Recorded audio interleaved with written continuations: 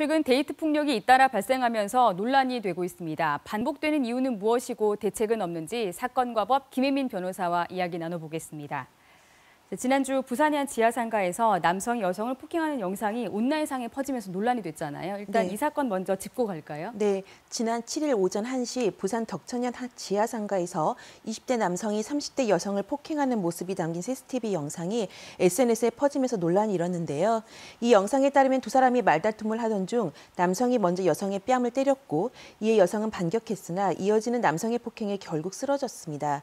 그럼에도 남성은 휴대전화를 든 주먹으로 쓰러진 여성의 얼굴을 1분여간 무차별 구타를 계속했는데요.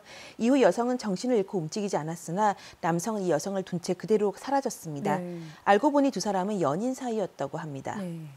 이 영상이 그 지하상가에 설치됐던 CCTV 영상인데 근무 중이던 직원이 이걸 보고 경찰에 신고를 했고 또 영상을 지인에게 전송하면서 확산이 된 거죠? 네, 그렇습니다.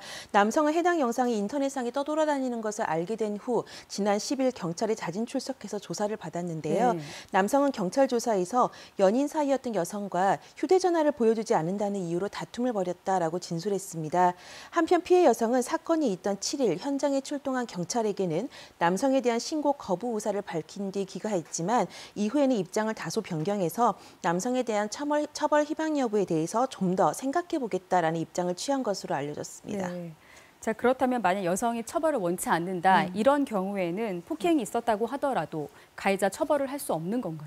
만일 이 사건이 단순 폭행죄에 해당했다면 피해자가 가해자의 처벌을 원치 않는다고 하면 가해자를 처벌할 수 없거든요. 네. 그런데 이 사건의 경우에는 남성은 여성이 바닥에 쓰러져서 제압을 할 수 없는 상태인데 휴대전화를 이용해서 계속해서 여성을 가격했습니다. 네. 이 경우 남성은 위험한 물건인 핸드폰을 이용해서 폭행을 한 것이기 때문에 형법상 특수폭행죄나 상해죄에 해당할 수 있는데요.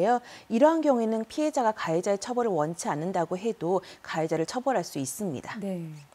자, 그런데 앞서 경남 양산에서도 한 남성이 또 여자친구를 폭행하는 영상이 공개가 됐단 말이죠. 이 사건이 발생을 했는데 논란이 됐었죠, 당시에도? 네, 그렇습니다. 지난달 8일 오전 3시쯤이고요. 경남 양산시 한 아파트 주차장에서 30대 남성이 여자친구가 자신의 함께 있자는 제안을 거절했다는 이유로 여자친구를 폭행했는데요. 피해 여성은 이로 인해 안화골절 등 전치 8주의 상해를 입게 되었습니다. 네, 이 여성은 피해자가 가해자 처벌을 요구를 했다고 하는데 네. 경찰의 대응이 또 소극적이었다는 거잖아요. 네, 그렇습니다. 경찰은 사건 발생 후 한 달이 지나서야 이 가해 남성을 구속했는데요. 네. 그러다 보니까 남성 구속되기 전까지 불구속 상태로 조사를 받으면서 피해 여성에게 수차례 연락을 하거나 또는 주거지 아파트 경비실을 방문한 정황이 드러났습니다. 그렇다 보니 이에 경찰이 혹시 늑장 대응을 한 것이 아니냐라는 지적이 나오고 있는 것입니다.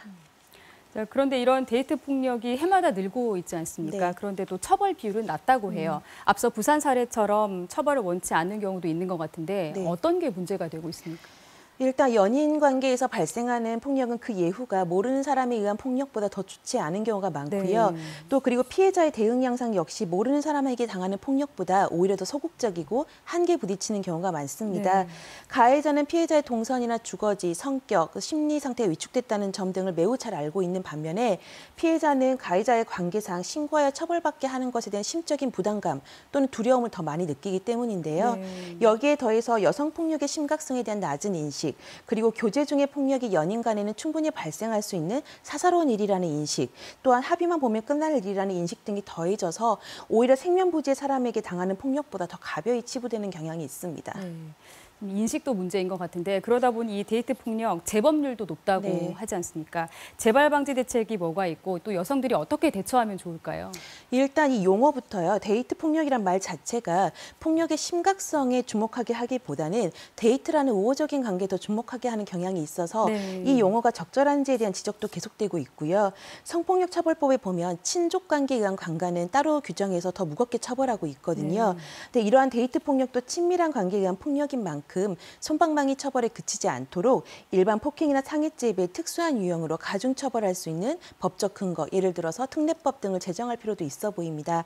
또한 피해자 입장에서도요. 가해자가 나를 사랑하는 사람이니 이번 한 번만 참고 넘어가면 괜찮아지겠지라는 생각이나 또는 보복이 두려워서 신고를 꺼리기보다는 오히려 초반 폭력에 대해서 사건 일지나 문자, 메일, 또 대화 녹음 등을 통해 증거를 남겨놓는 등 강경하게 대응하는 것이 더 큰 화를 막을 수 있음을 명심하는 게 좋겠습니다. 네. 자, 여기까지 정리하겠습니다. 고맙습니다.